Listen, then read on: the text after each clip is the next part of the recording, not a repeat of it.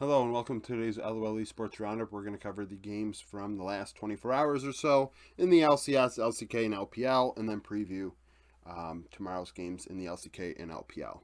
I'm 191 and 88 on my predictions overall this season.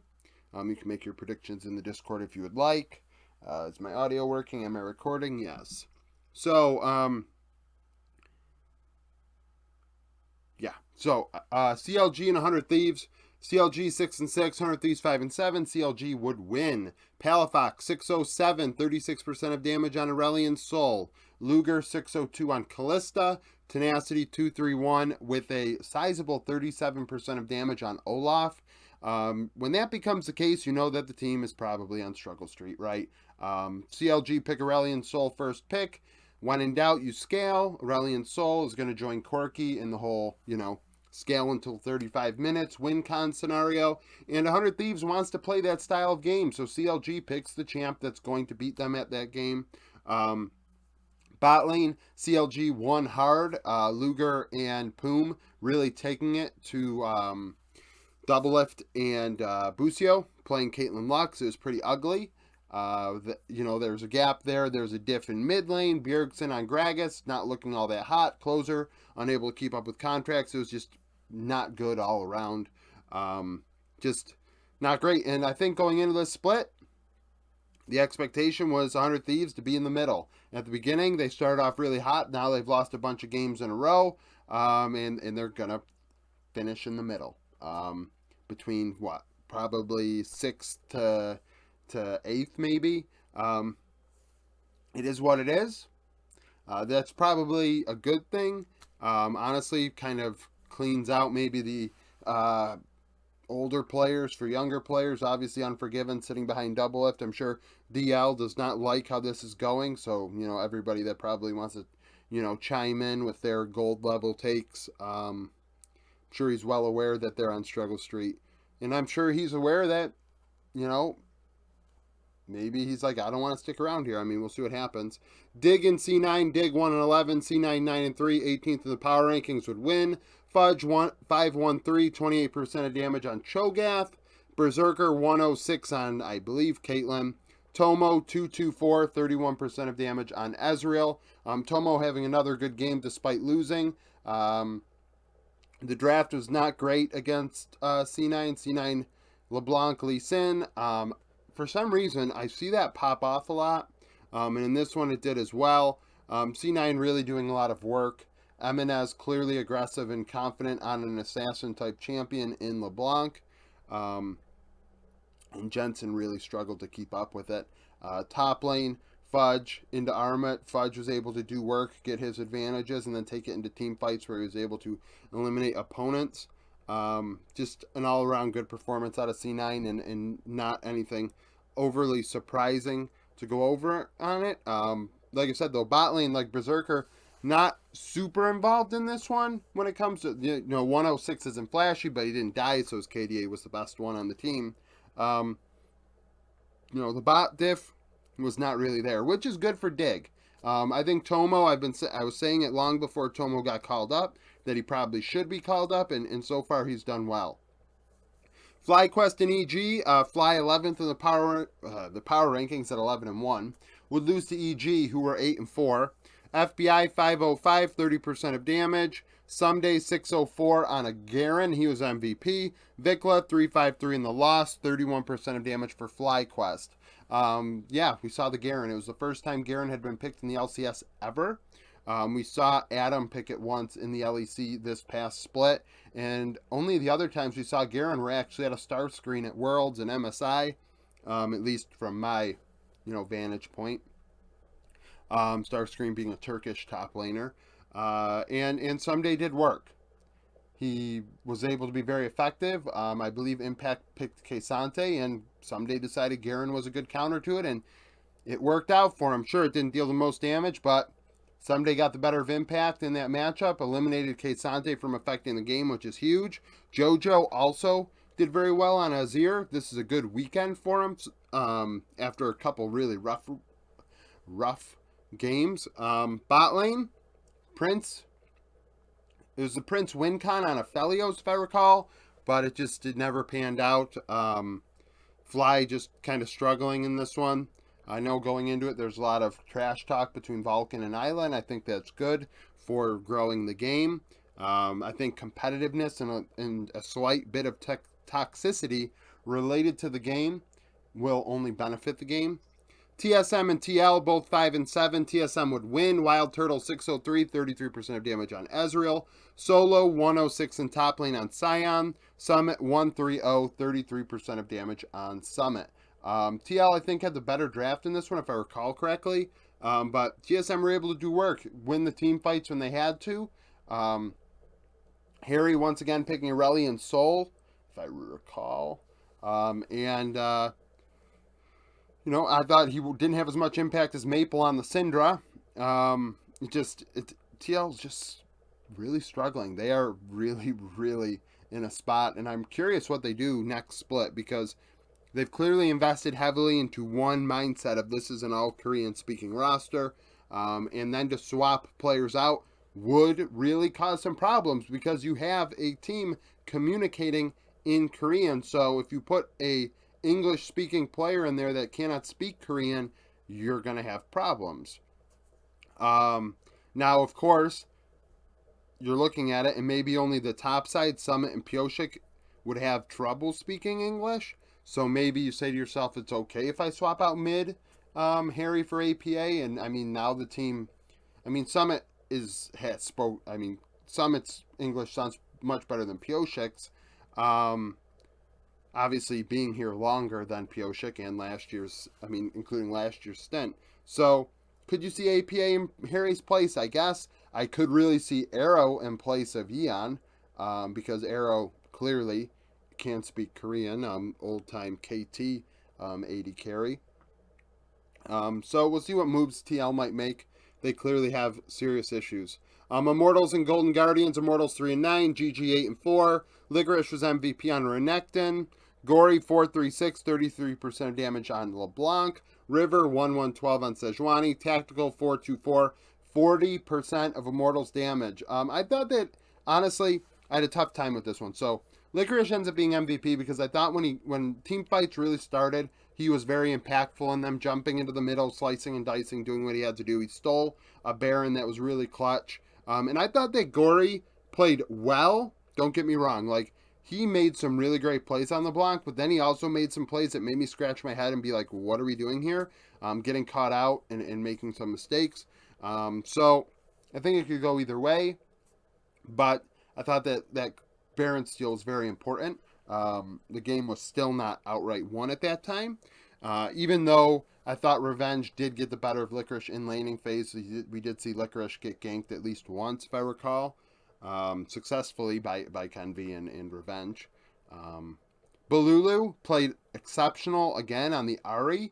Balulu putting together two very good games despite going 1-1. This was another move I had said that a team should be making long ago.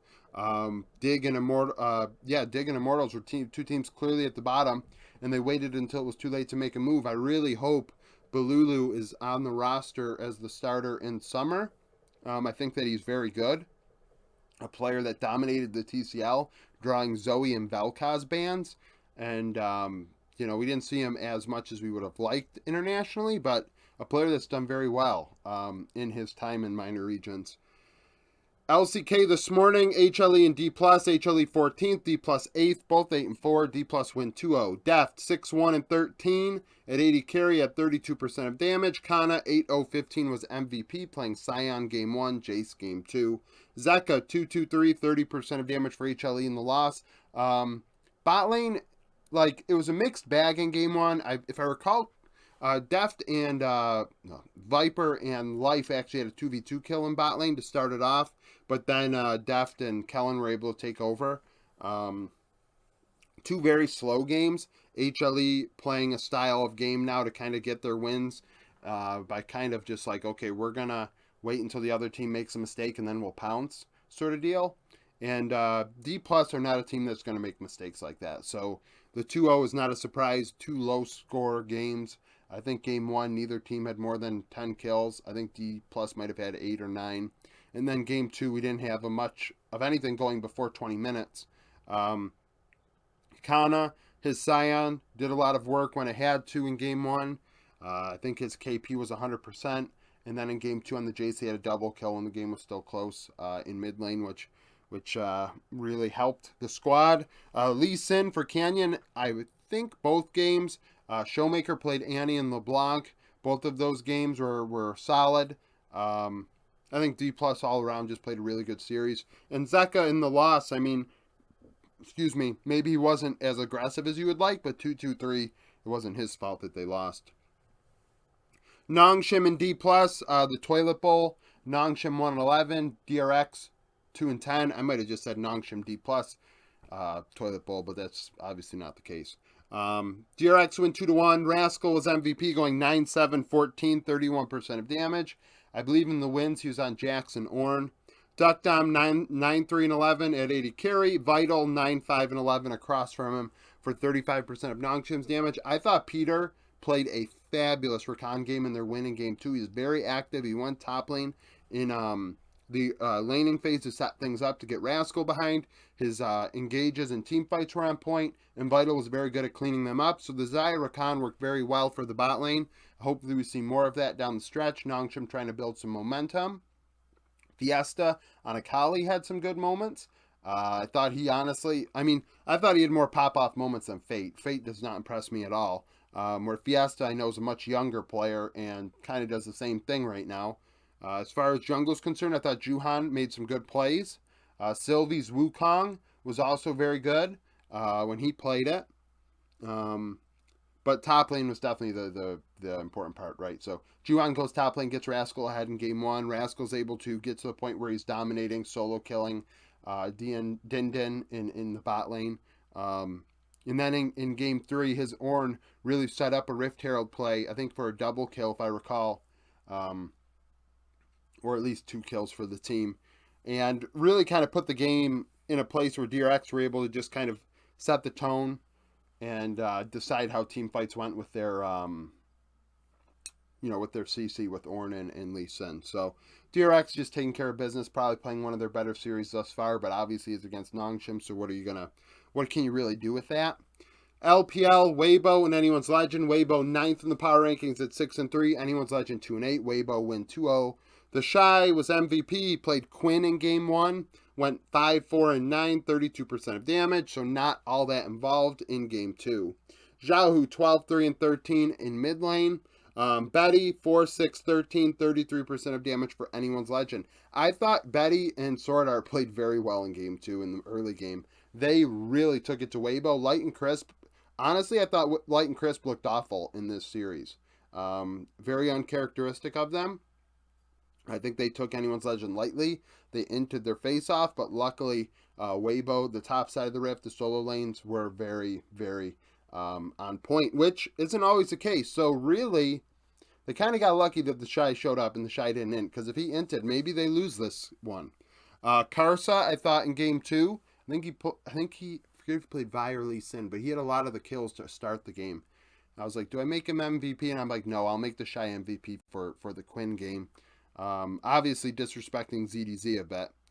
But, when your solo laners go 17-7 and 22, usually you're in a good sign, but a good place. But we'll see how Weibo do going forward, because it's a mixed bag with them. Top in RNG, top 7-2, 4th in the power rankings, RNG 5-5, 16th. Top win 2-0. Rookie was MVP. Jackie Love 10-5-13, 33% of damage. Ching Tian in top lane didn't die, going 5-0-12. Breathe went 5-8-3 against Ching Tian, 31% of damage. In Game 2, Breathe played Alawi. That's our first major region Alawi, I think, in a very, very long time. I can't recall the last time I saw an Alawi play in a major region. I know I've been seeing it banned in Academy and minor regions, but nevertheless. Rookie ended up being MVP as Akali in Game 1. Really did a lot of work. Was key in team fights. He was able to find some good pick plays and really, really kind of takeover is not the word, but kind of weigh the scales one way, right? He was clearly doing more in team fights than Angel was. Now, at the same time, though, RNG losing this game, RNG are not at that level. They just aren't. Luckily, they did not swap out Tangwan in this one. Swap in Tangwan, the CEO, since the last series, admitting he was the one who had done that and not the coaching staff. So maybe he's the one that's been behind this the whole time. Hopefully he gets his hands out of the cookie jar, he leaves it alone, and this team can finally scrim and do what they have to do and focus on these 5 players. Unfortunately, it's so late in the split. I doubt they really turn it around and get to a level where I think RNG can be. And as far as top are concerned, they did work. They won this series with ease. Like I said, Rookie did very well in the Akali in game 1. I think he played Rise in game 2. Yes, it sticks out to me. A roam bot side to make something happen.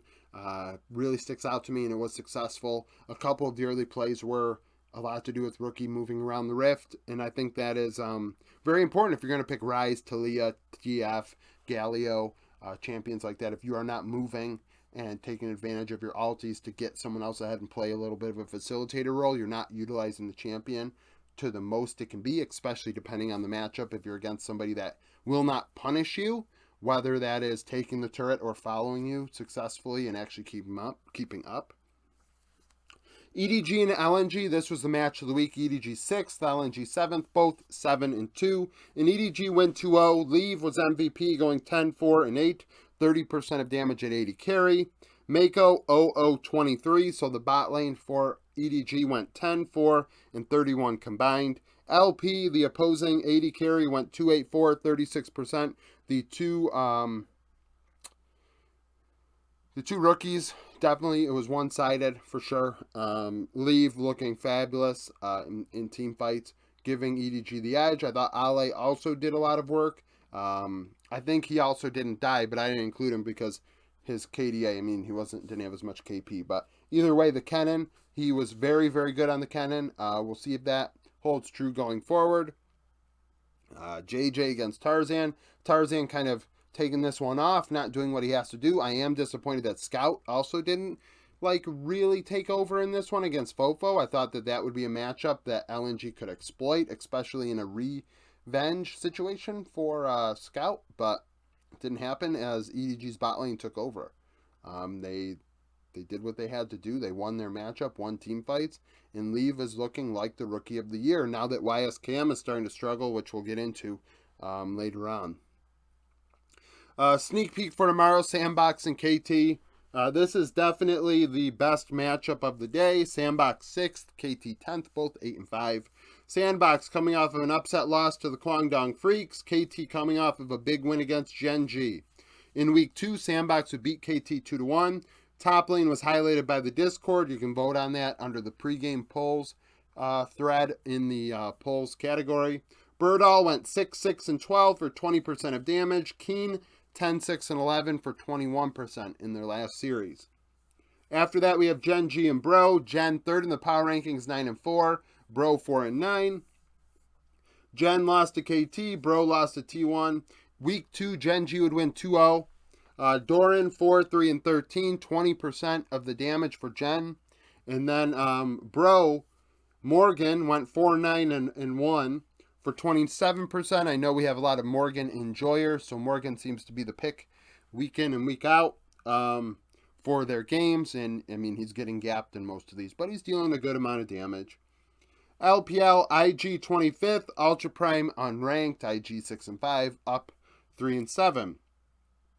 Invictus Gaming beat Rare Atom. Ultra Prime lost to BLG earlier in the week. In week 8 of summer last year, IG would win 2-1. Only 2 of the 10 players that started in that series start tomorrow. The bot lane for IG being the only 2, On and Wink, and that was the matchup highlighted. They went 15-5-49 in those 3 games for 42% of IG's damage. Doggo and Baolan not on the team at the time. Doggo being with BLG and Baolan being retired. JDG and OMG. JDG second in the power rankings at 8-2. OMG 5-4 and 23rd. JDG beat Team Wii and OMG beat Nip earlier in the week. Week 3 of summer, JDG would win against OMG 2-1. 7 of the 10 starters overlap. The bot lane was highlighted. However, Ruler and Missing were not together at the time. Ruler being with Gen G in the LCK, and Hope being on the squad. And then for OMG, it was Abel and Cold. And Cold is now a free agent. He's without a job. And PP God is there from Victory 5. So that's the matchup in the bot lane. And then FPX and NIP to finish us off. A rousing series. Just one that's going to knock your socks off. FPX 1-9, NIP 3-7. FPX lost to Thunder Talk, NIP lost to OMG. In week 3 of summer last year, Victory 5 at the time, 1-2-0. 3 of the 10 players from that series will start tomorrow. Fodic for NIP, and then Karen LWX for FPX. The jungle matchups, what's highlighted, Hacker and Zhao Lao Bao. Neither one played at the time. So, Hacker was with Ultra Prime, and Zhao Lao Bao was a substitute. Karsa played in that series. So, we'll see how that one goes. Thank you for watching this video. If you missed my video earlier today when I went over patch 13.3 in retrospect, go watch it. Like the video if you like it. Subscribe to the channel for daily League of Legends content. Follow me on Twitter. Join the Discord. Become a YouTube member. And thank you for watching.